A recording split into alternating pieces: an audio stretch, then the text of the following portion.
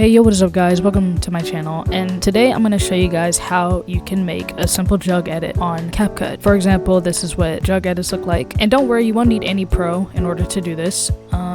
Yeah, as you can see for this tutorial I'm going to be on my computer because I edit on Capcut on PC, but don't worry, you can do this on mobile as well. There is one thing on PC that you can't do on mobile, but this still will not affect you editing on mobile, so don't worry. So for this example, I'm just going to use this random clip of these guys dancing, as you can see, as well as this random edit audio. I got a different girl every day of the week. So this is how you do it. So there's 3 transitions that you can do when it comes to doing Jugg edits. So for the first transition, the first thing you want to do is split your clip up, right, to the beat, whatever. When you get your beats ready, you want to add 3 keyframes.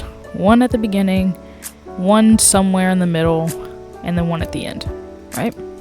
For this middle keyframe, you could put it wherever you want. Usually when I'm editing, I put it kind of like 3/4 of the way to the end, but you can put this middle keyframe however you please, but I'm just going to put it here for this video. And this first transition is going to be a zoom. So you're going to start off at 100 and you're only going to change the middle keyframe. I'm just going to zoom in randomly. I'll put it there, 125.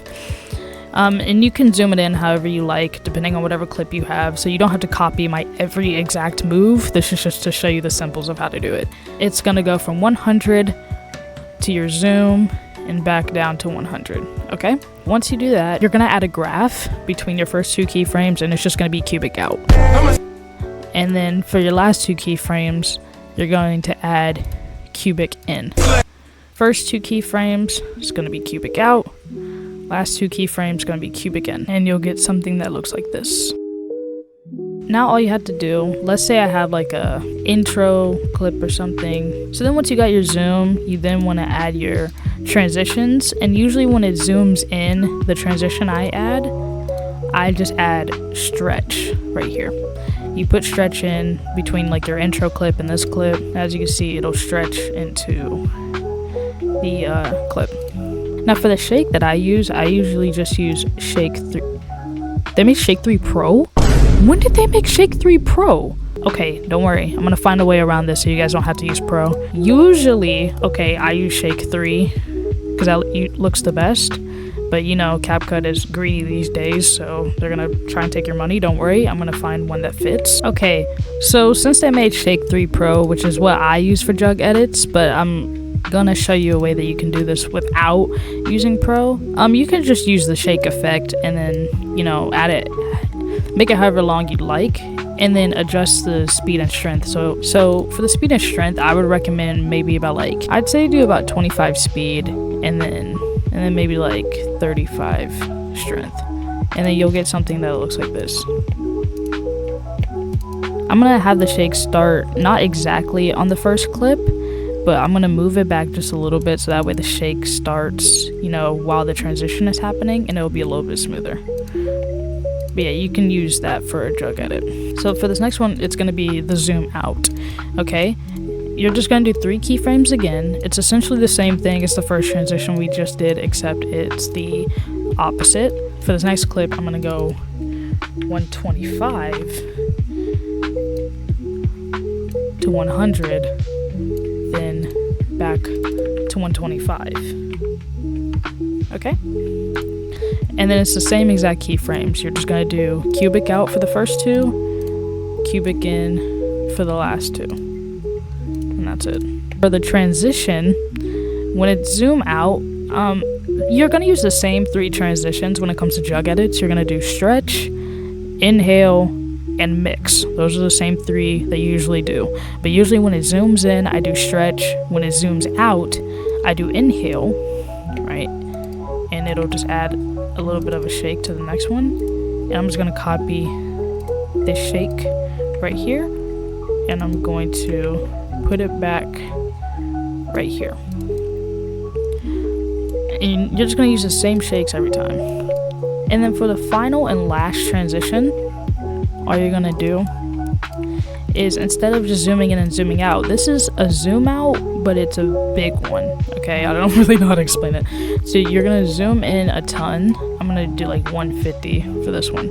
And when you zoom in a ton, you're gonna drag your clip till both sides hit this bottom left corner, okay? and you're gonna place a keyframe.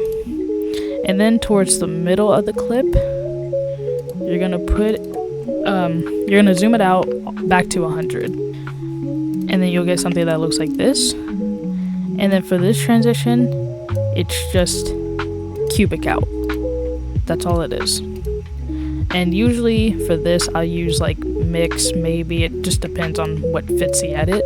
Like I said, the 3 transitions I use are just stretch, inhale, and mix, and you can use them however you'd like. When you're doing Jugg while editing, you're kind of just freestyling and doing whatever you want, really. Sorry, I just hit my mic. And then I'm going to copy the same shake again. And when we add those 3 together, it'll look something like this. That's the simplicity. That's how simple Jugg is on Capcut, really. Now, how I usually spice up my edits. If you're mobile, you can feel free to stay on this next part, but just know that this next part will require you using compound clips, and I don't think Capcut on mobile has compound clips, but if you can find your way around this, then... But I don't think Capcut has compound clips. I think on Capcut you have to export the edit, then put it back in your project in order to do a compound clip, kind of. If you look at most of my Jugg edits, you see I usually do like text or something to match the audio, whatever audio I'm using, or I'll use like a photo or something just to spice up the edit a little bit. I'll show you an example. Like with my Tom Holland edit, you see with every single transition there's like a PNG that's moving or something in the background, and it just looks cool. Now what you can do for that, I mean, let's say I wanted to add a random photo to this edit. Oh, and for this last zoom, I forgot to mention that for this last transition, you can also add one more last keyframe that zooms back in, just so you can get a smoother transition to the next clip.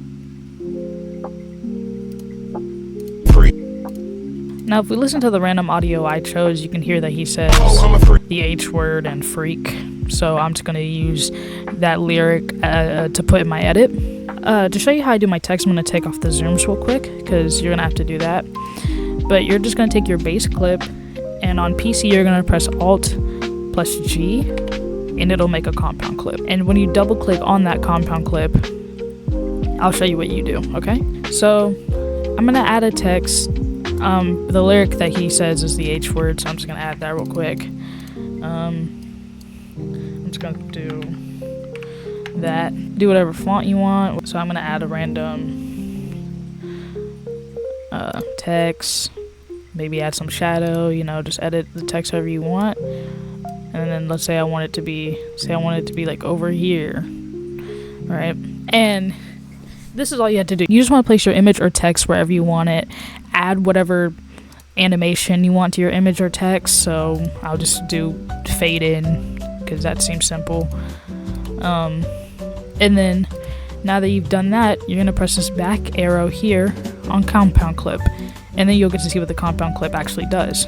So now that we have a compound clip, we're going to add our zooms again. So I think this one was the one that was so I'm just going to do the third transition that I showed you guys again. And as you can see, when using compound clips, the text automatically moves with your clip, essentially. So I'm going to do the same thing with this one. I'm going to take off the zooms, add a compound clip, double click on it, and this time I'm going to add an image as an example. Since he says the word freak, I'm just going to use this image here, okay? And it's the same thing with images, PNGs, whatever. You're just going to put the PNG wherever you want it, add whatever animation you want to it, you know, keyframes, literally do whatever you want with the image.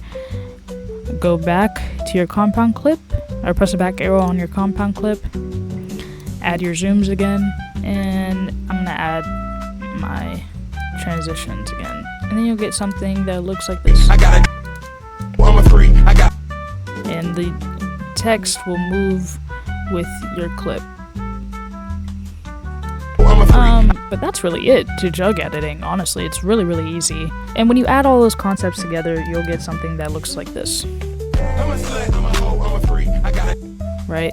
Or if you're using Shake 3, like I do, literally the only shake I use is Shake 3. And then with Pro, aka with the Shake 3, it'll look like this. I'm a slut, I'm a hoe, I'm a freak. I got it. That's how easy Jugg editing is. Really simple. I mean, you're just gonna do those same transitions throughout the entire edit until you finish it. And then you add whatever you want, add whatever images you want, you know, you make it your own thing. But yeah, that's really all it is to Jugg editing. I'm sorry if this tutorial wasn't that helpful. I don't really do too many tutorials, but I try my best to explain it. But yeah, thank you so much for watching. If you want me to do another tutorial on one of my edits, let me know and I'll tag you in it and I'll make one. But yeah, with all that being said, thank you for watching. Bye.